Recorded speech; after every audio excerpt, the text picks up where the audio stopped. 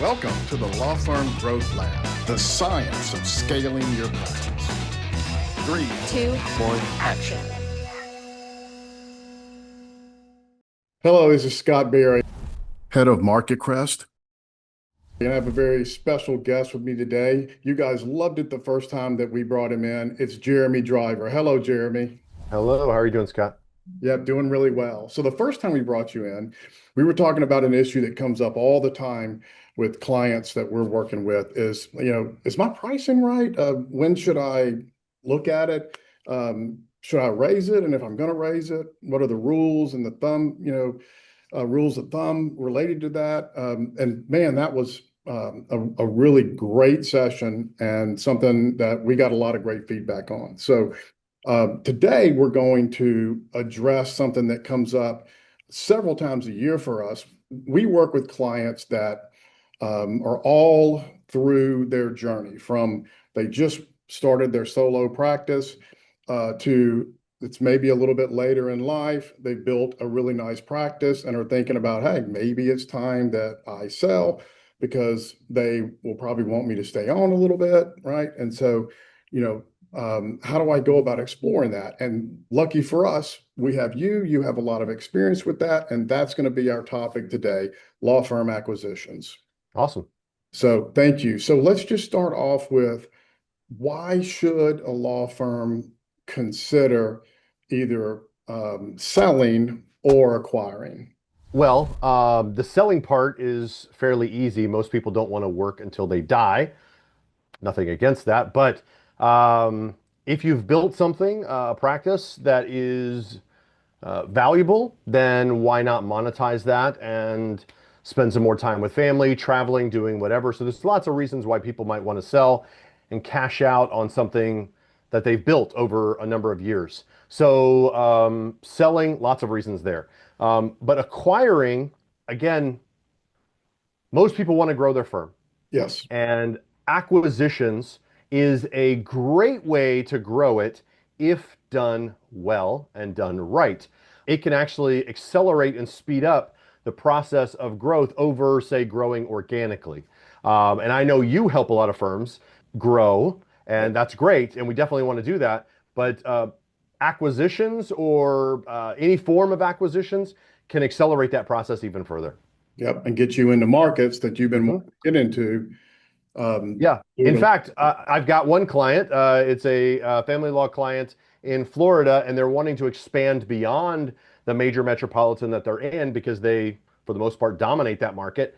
And so we're now talking about an acquisition strategy that would put them into some of the other major markets in that state. And that's one of the only ways that you can do it other than trying to find somebody, hire them, open an office, and basically recreate the wheel. And you can hit the ground running if you can acquire a firm in another market. So yeah, it can accelerate or fast track growth. Now, there are some risk associated with acquiring a company. Can you just touch on that a little bit? Because we need to give that some thought. It's not always the easiest thing to do. Yeah, so my background is actually in mergers and acquisitions, not necessarily with law firms, but my prior to coming into helping law firms grow was mostly in oil and gas and manufacturing. And I did a lot of work with private equity firms. And so there's a lot of mergers and acquisitions in there. And let's just say there's so many ways that things can go wrong. In fact, I have a book on my bookshelf here in my office that is like mergers from hell. So there's so much that can go wrong in there. And that's true for law firms as well. So when law firms, I've had clients who come to me and be like, yeah, I'm looking at doing this. I was like, you do not want to do that. That's going to be a very, very bad thing to do. Number one is overpaying for clients that don't stay or pay. So a traditional sale, as people think of it, I'm going to sell my law firm. And then they'll put a price tag on it and someone pays them that and then they walk away. That's what most people envision with a sale of a business. I would say that with professional service firms, that's normally not how it goes. Right. It's not how those sales typically go. It can happen that way if it's a autonomous, self-running firm, but those are rare. And so overpaying for clients that don't stay or pay, that's a big one. buying inflated revenue. Again, when I coach my clients and we're looking to acquire, we only want to pay for what you get. We don't want to pay for what they got in the past. So again, it gets complex, and it'll depend on the particular scenario. But you don't want to pay for goodwill because we're not buying goodwill. We are buying clients and we're buying future revenues. And then the other one is one that's often overlooked, and that's cultural mismatch. If you're getting some people with an acquisition, let's say there's a law firm and the chief lawyer, the owner, is retiring, oftentimes they'll have a paralegal or some legal assistants or a secretary or a receptionist that is there, and they want them to land softly in the new firm. That can work out great. You got vetted employees. They know the clients that are coming over. They know the systems. It can be a great thing. But if there's a huge cultural mismatch, I would approach that the same way that I would approach a normal hire. If it's not a good fit for your firm, then you say no. Even if they are highly qualified, even if they are an A player in every respect, but your culture fit, then I would say no, they're not a good hire. And the same thing would be as if you're bringing over employees from another firm. You might just have to draw the line and say, no, it's not going to work out. Because having a bad employee in your firm, that's a nightmare. So we don't want that. So those are some of them. I mean, we can get into the weeds on a lot of other potential risks, but typically overpaying and really believing, taking for granted what they tell you. It's like, oh, this is the truth, and not verifying that. A lot of things like that. Yeah. And my experience is a lot of times there will be skeletons in the closet and some things that, maybe they weren't running it the way you would run it, or they're not tracking things the way you would track it. They're not handling cash the way you would have handled cash. And to that point, Scott, this is why when I'm working with my clients, when I structure an acquisition, we're typically not buying that entity. We're buying that entity's clients, because you don't want to buy the skeletons in the closet. You don't want to buy any of their legal liabilities. Yep. So we want to avoid that, and we want to structure an acquisition that we're buying value. We're not buying an entity, because we don't need their entity. We simply need their clients, their client list, and that goodwill that they've built up with those clients. So that's what we're buying. And there's lots of ways we can structure that. I've got good rules of thumb that I work with my clients to do. So talk about that. As we're talking about buying, how do you like to see the payment terms handled in something like this? I have what I want to have happen, and then I have what typically happens. I don't like to see my clients pay, and we're talking about acquisitions. I just helped a firm sell their firm. And I will say it was a bit of a unique situation because we were able to help him grow his firm to the point where he had a managing attorney. Yes. And that means he could theoretically step back and he doesn't have to work in his firm. Yep. Sure, he's still got to be an owner, he's got to do those things. But his firm, for the most part, self-ran. And that made it very attractive for sale. He also had real estate associated with it that he could bundle together, which made it more attractive. And so he was able to find a buyer eventually after we went through some changes. We found a buyer that paid him what he wanted, and they're closing this month. So it worked out really well for him. He got what he wanted. There is a transitionary period. But as far as when I'm coaching my clients to acquire other firms, the rule of thumb is I don't want them paying anything up front if we can help it. Sometimes that's unavoidable because of the other side. They're like, oh, well, we want something. We can structure that in, but it's just like the scales. If we give you more of this, then we're going to give you less of this. And so everything kind of balances out. The way I like to think of the structure is attorneys are very used to this, paying their fee sharing. So they'll pay a bonus or they'll pay a percentage of the fee to another attorney who may have referred the case or anything like that. That's exactly like what we're going to structure the sale. So from the selling attorney's perspective, I've got all these client relationships. I've got all these clients. I'm going to then make this warm handoff and I'm going to give this recommendation to this new lawyer. Some of them are going to be active cases, but most of them are old clients. And I'm going to tell them to go to you. And any of those clients who end up using you and paying you for services, I'm going to get a piece of that action. That's the value that they're getting. So they're extracting value. The seller is extracting value from the relationships they've built over years. Now, as the buyer, my client, if I'm working with a client and we're acquiring these clients, you only have to pay for revenue you receive.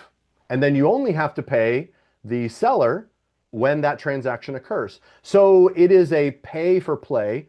And just like any other bonus or commissions, I tell everybody, you should never worry about paying commissions because that's more revenue for you. So that's exactly the way we would structure these. It's like a trailing commission. So if the clients stay and pay, the seller gets rewarded because they told the truth. I've got great clients. They pay really well. Here you go. I'm going to sell it to you. It's very, very valuable. And then if that turns out to be true, everyone wins. The clients get great service from your firm. The seller gets value from that great relationship, which turned out to be true, and you get higher revenue and you only have to pay a percentage for that. So that's typically the way I like to do it, is no big upfront or no upfront payment. And then we pay out of revenue received from the clients that we receive from that firm. That's a very general outline of the way I like to structure it.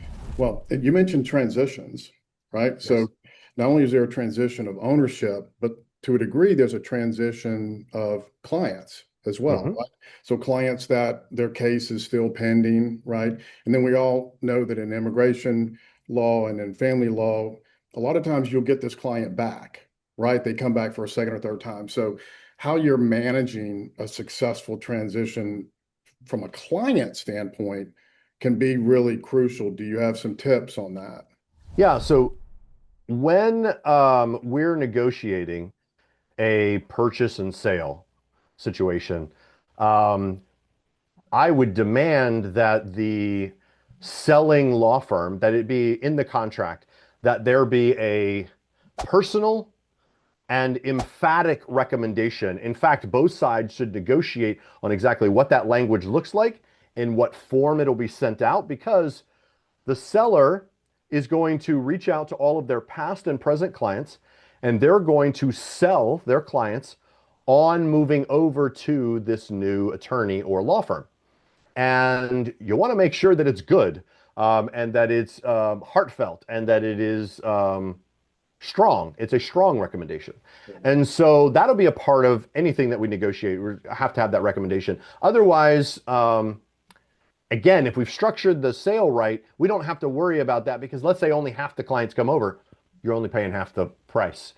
You're only having to pay for performance. So if we've structured the deal right, then it's all going to work in your favor. And the seller should be motivated to get all of those clients over, so they don't have to perform any more legal services and they still get paid. So all of that works in their favor. Yeah, the seller is going to stick around for some form of transitionary period.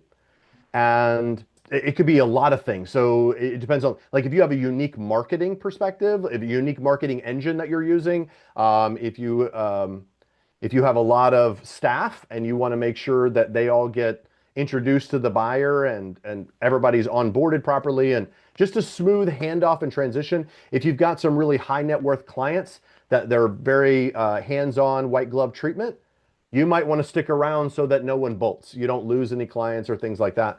There'll be a lot. So I would always, if we're the acquiring, I would always demand that there be some form of transition from the seller, and maybe even from some of their staff if we're not acquiring them. And then we would have rules around communication with clients and what that looks like and what that entails and what it doesn't look like. So the key here in any sale that I've worked on is client retention is key to a good deal. Like, we want to keep all the clients and we want them to move to the new firm and we want to keep them in the new firm. So if 80% of the clients stay, both sides win. Now, obviously we're aiming for 100%. So that's the goal, not a paper asset. We want those living relationships that continue transitioning from the seller to the buyer, and then the seller helps transition that so that it kind of nurtures it, waters it, and it blooms in the newly planted place. So talking about the transitions, should the acquiring law firm give any thought or factor in anything around the transition of the staff and fit Yep. and culture, or do you not need to worry about that? First off, we would have to assess the acquiring firm. So let's say I'm working with a firm. We want to know, do we need any of their staff? That's a really big factor. We might have additional capacity, and this acquisition fills that capacity perfectly. And so we don't need any additional staff. But in some circumstances, the seller, this is like a sticking point for them. Well, I've had this paralegal for 20 years. I need them to land in this new firm, and whatever. So it just is going to depend on the circumstances.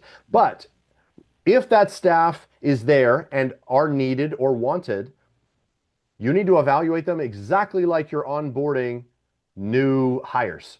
If they are a good fit, are they qualified? Can they do the job? And then having a good onboarding plan for all of them.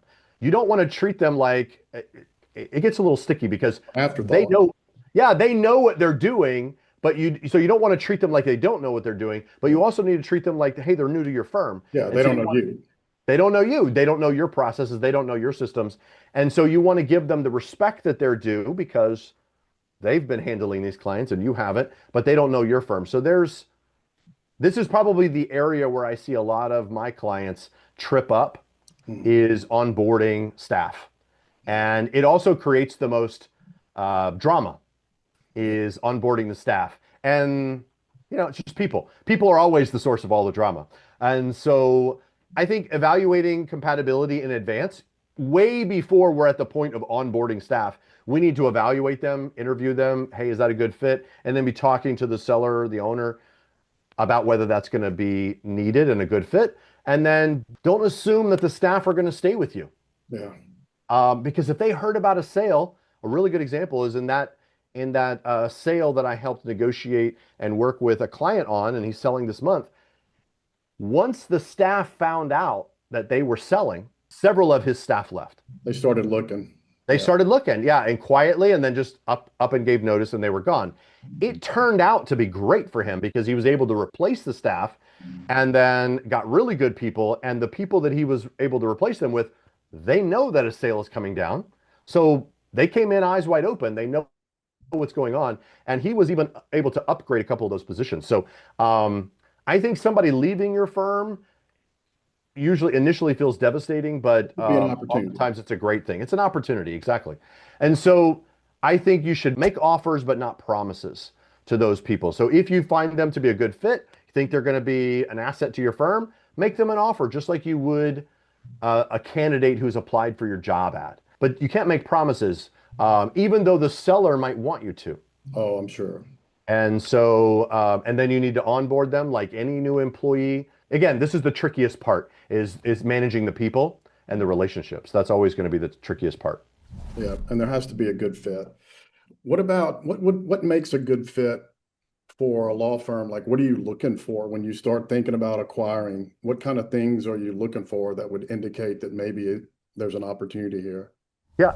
I mean, right now we're in a great time because of the baby boomer generation, a lot of attorney, baby boomers, and they're approaching that retirement age, if not already at that retirement age.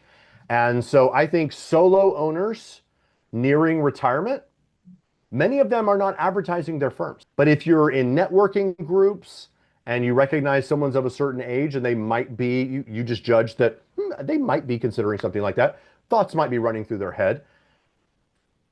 I guarantee you, you will not offend them if you say, hey, have you thought about selling your firm? Because we're in the market and we're definitely acquiring firms and looking to acquire firms. So if you're in the market, I'd love to talk to you. I don't know anyone who would be offended by that. But for whatever reason, a lot of people feel anxious or nervous about broaching that subject. And I don't know why. Most people would be flattered to have someone. It's a compliment. Like, you would want to consider acquiring my firm.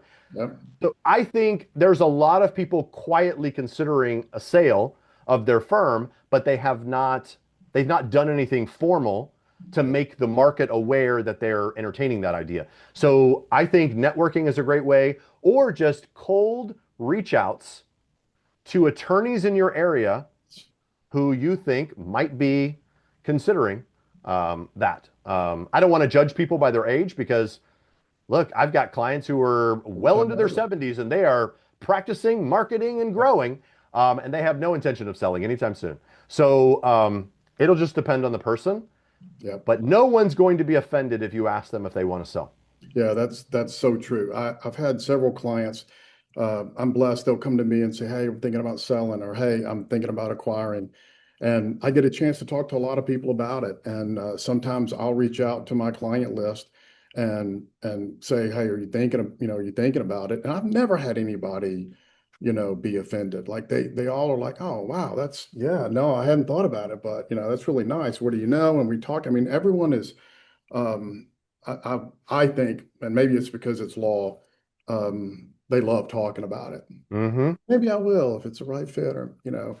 And the way I like to think about it is sometimes people's initial reaction is, well, no. And that's not necessarily a no. It's I haven't really thought about it a lot. But you mentioning it is going to Yeah, plant that seed.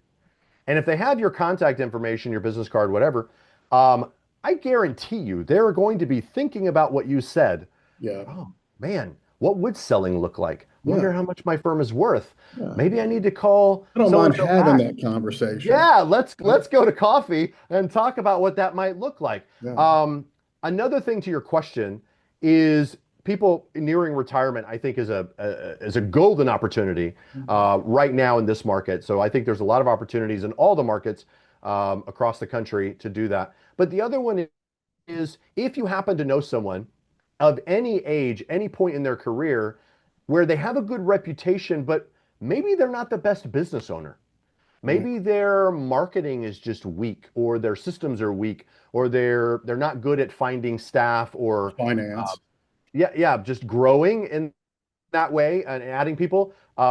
They're just a true solo and they're trying to handle everything and they're burning themselves out. Such a great point. Yep. Those are really good candidates. I've had many, and I do not mean to stereotype, but this one particular firm, they're targeting female lawyers who are new mothers. And the reason is because those mothers, they have their own firms. They're now a new mother with their first child, and they're recognizing, wow, being a mother, running a firm by Yeah. myself, that might be a little more than I signed up for.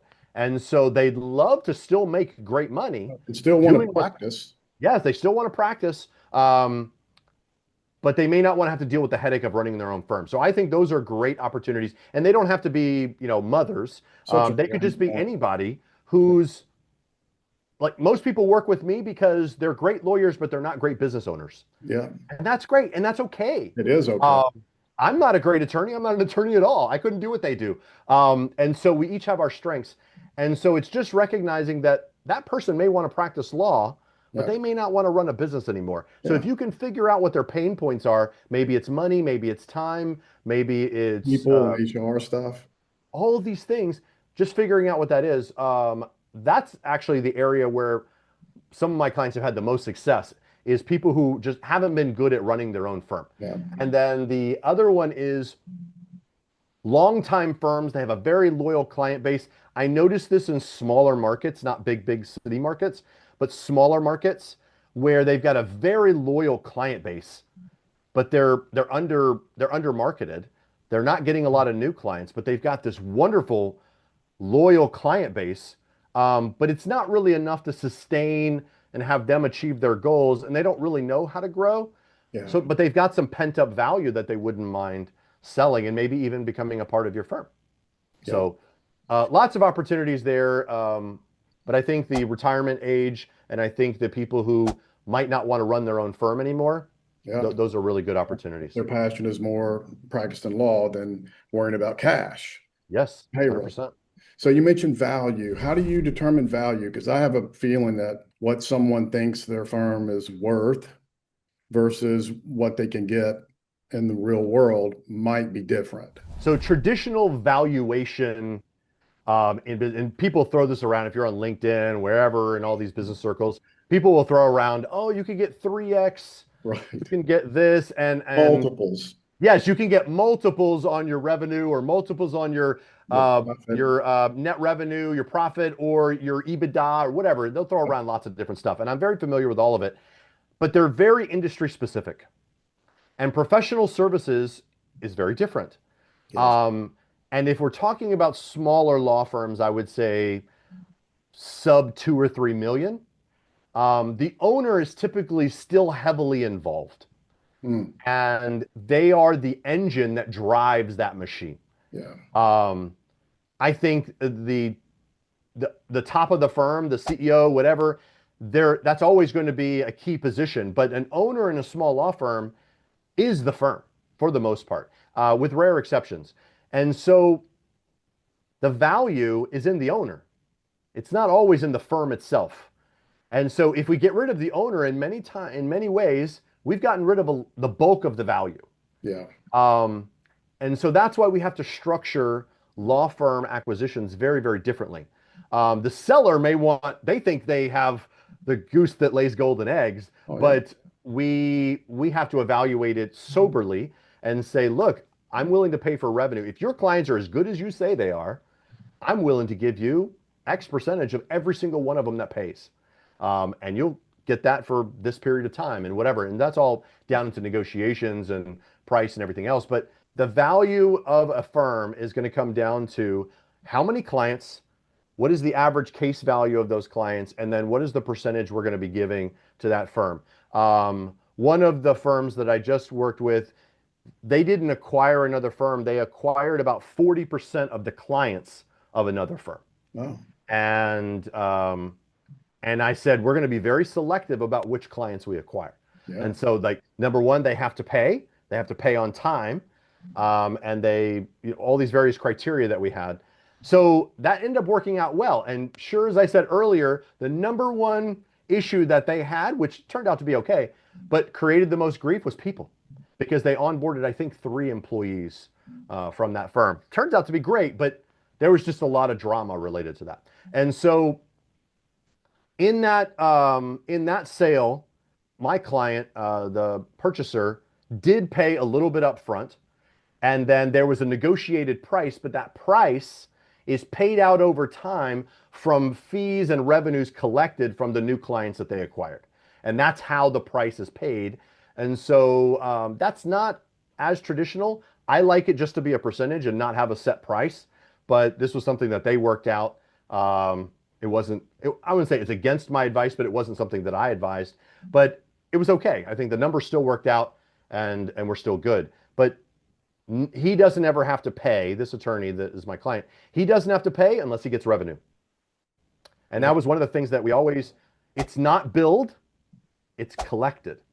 Because if the clients are billed, we don't care. Yeah. We can bill all day long, but if you haven't collected the revenue, it doesn't matter.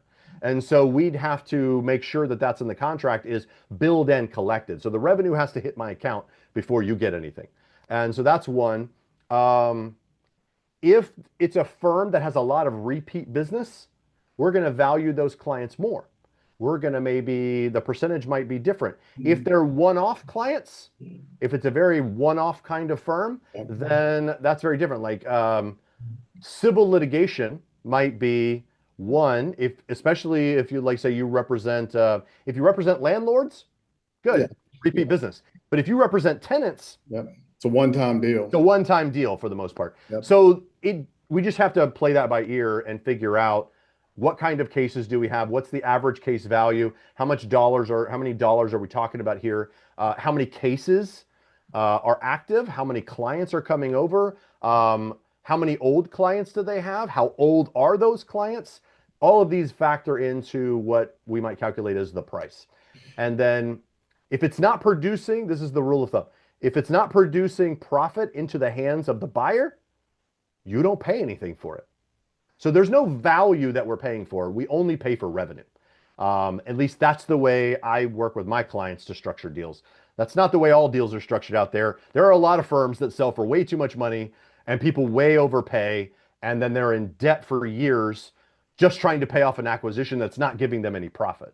And that's what I try to avoid with my clients is the whole goal of making that acquisition is to gain profit. If you're leveraging everything to do that, then yeah, we're not in any better shape than we were before. Yeah, I think you've made it really clear that if you're gonna wildcat this thing and just find somebody and make them an offer and expect that to go well, um, yeah, you don't have the right perspective. I agree. I Because agree. you're bringing in some points that if any of these points, or let's say two of these points actually happen in a bad way, your whole deal is wrecked. Oh, And yes. it is easy to buy somebody, and whether it's buying a law firm or another kind of company, and have that purchase fail. Oh, Like that happens probably more often than it's successful. I don't know what the percentages are, but I'm a very risk assessing kind of person, and I've gone through multiple acquisitions and mergers and things like that. And all the things that can go wrong and do go wrong Yeah, are yeah, numerous.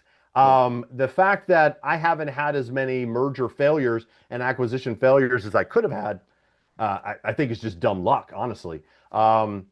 Because so many of them do fail, and many of mine came close to failing. yeah, Um, and then my clients, so many things can go wrong. yeah, And so it is not without risk, but if we structure the deal properly, we mitigate a lot of the worst risk. yeah. And that's what we're trying to do. Yeah, you literally took the word mitigate right out of my mouth. I mean, that's the most you could hope for. And I'm so glad we're introducing you to these people, because I really don't think it's a good idea to move into something like this and make an acquisition without someone to mentor you and guide you through it. It would be a really, really bad decision to do that. So, Hmm. but let's talk about, so because I actually have a couple of clients, Hmm. a couple that are looking to sell, and I got a couple that are in acquisition mode.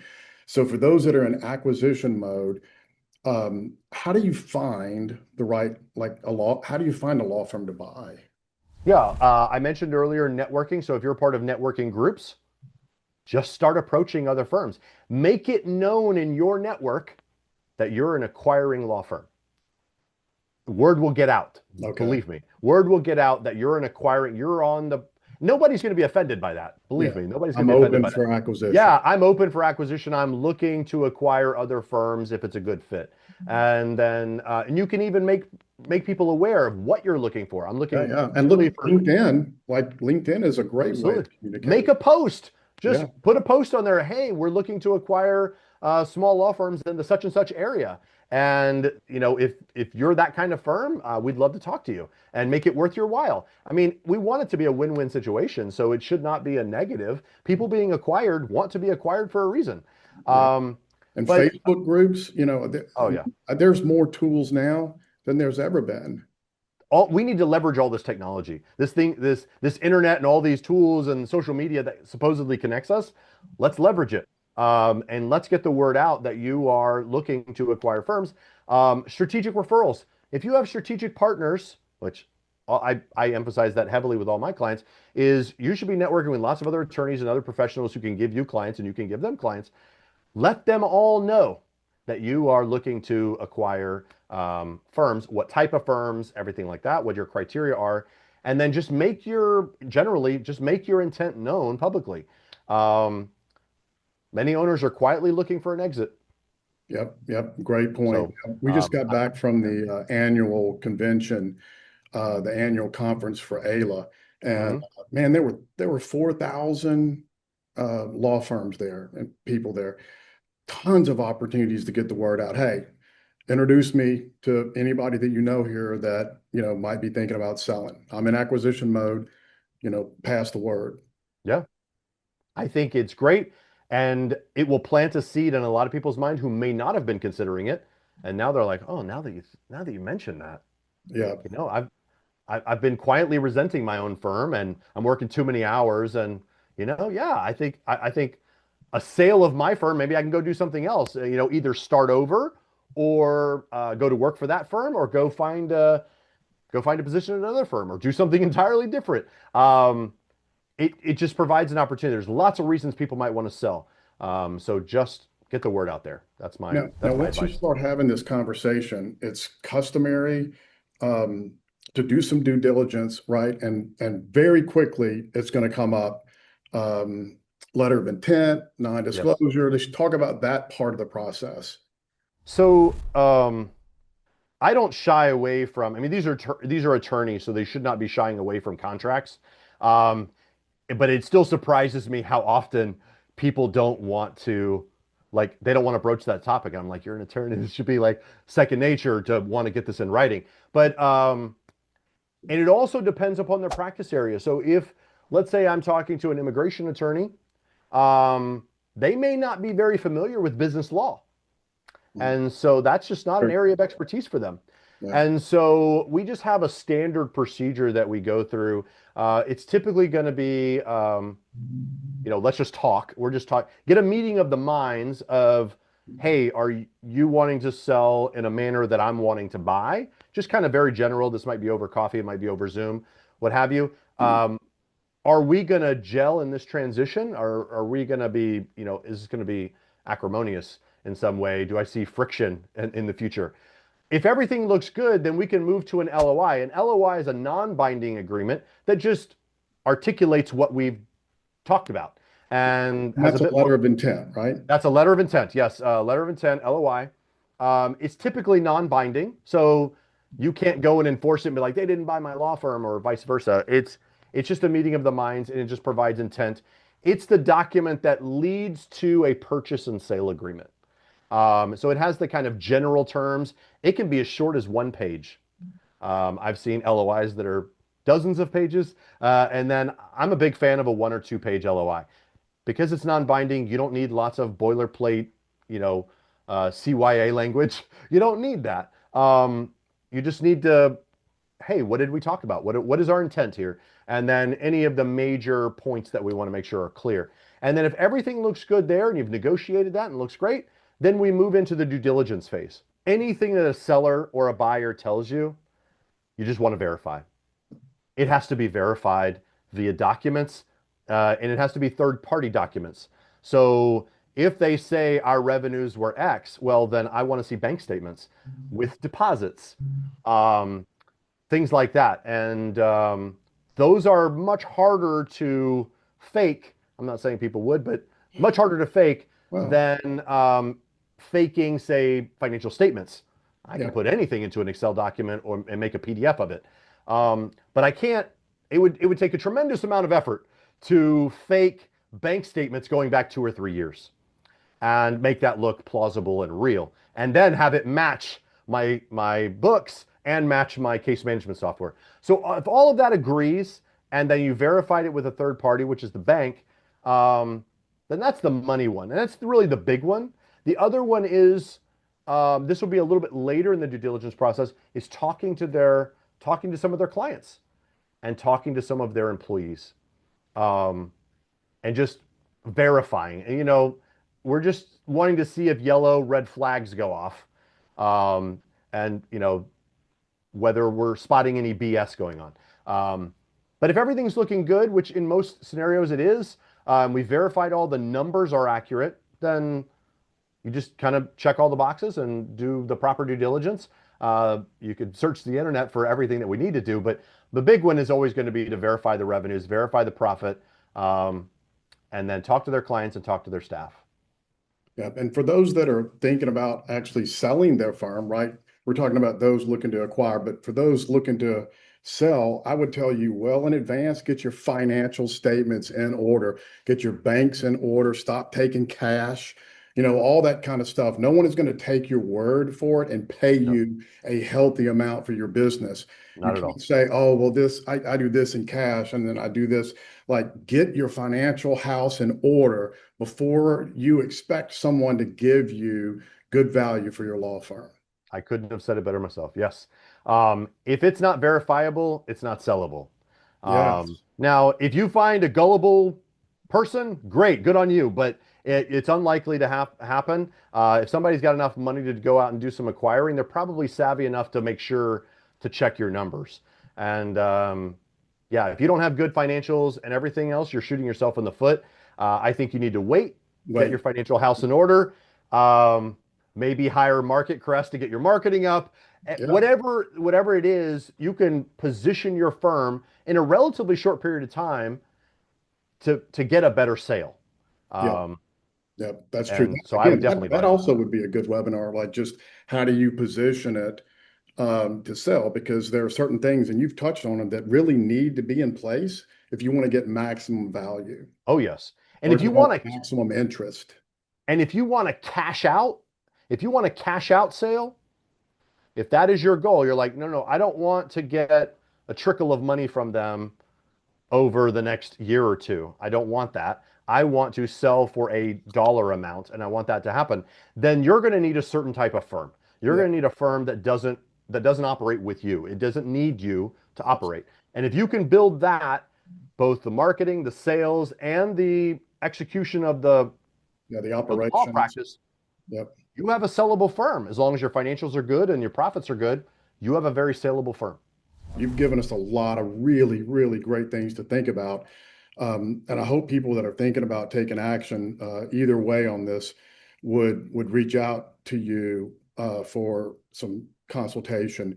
But wrap it up, out of all the things that you better do or make sure you don't do, could you boil it down to like what's the number one mistake that people that are looking to acquire, Yeah. the number one mistake that they make? The mistakes that they make is paying for promises, taking the seller's word for it, whether it be goodwill, future cases, potential, or how good the clients are. Don't take any of that at face value because no one's going to badmouth their clients if they're selling. It doesn't mean they're lying to you or even trying to deceive you. Um, they're just wearing rose-colored glasses because they're their clients. So this is why we structure the deal. You don't pay for what you can't verify or control, and you don't pay upfront for it. So tie all payments. Any cash that goes from buyer to seller is only paid for real and tangible value, not what's hoped for, not what's promised, preferably for only revenue billed and collected. And so that's the way we would structure it. So, and if you're considering growing by acquisition or thinking of selling your firm, structure the deal so both parties are aligned. That's a little bit difficult, especially with the manner in which I like to structure deals. Sometimes sellers don't like it initially, and they have to warm up to the idea of not getting a big cash out sale. And we have to convince them, look, you don't have anything to sell like that. Not that kind of business. Yeah, it's not that kind of business. So we have to do a little bit of education, and then we want to get them aligned. So he's like, hey, do you see how this is valuable to you? And then I've helped several firms do that. And then without the risk of overpaying, taking on debt, and then or walking away empty-handed. Because sometimes, not any of my clients, but they buy something and then they got nothing. As you said, a lemon. All the time. Oh, Yeah, I too would not want often. to see that happen. Yeah, not all the time, but too often. Yes. So listen, if you are thinking about growing through acquisition, I want you to talk to our friend Jeremy Driver. People went crazy when he did the session on price increases, and I think this about selling and acquiring is just going to be a really exciting conversation for people. Jeremy, tell everyone how to get a hold of you if they want to ask you a few questions or maybe even help you to get you to help them with Sure. their acquisition. Sure. So our website is loodra.com, Loodra. I know that's a strange name, but loodra.com. You could submit contact information there, or you can just email me directly at Jeremy, Jeremy, at loodra.com, Loodra. Yeah, you might know Jeremy from our previous webinar, or you might know him from being a fractional CEO at How to Manage a Small Law Firm. This is the kind of guy you want in your corner when you're taking business risk. Jeremy, thanks for joining us. It's a pleasure as always. No, I've really enjoyed it. Thank you, Scott. Yeah, take care.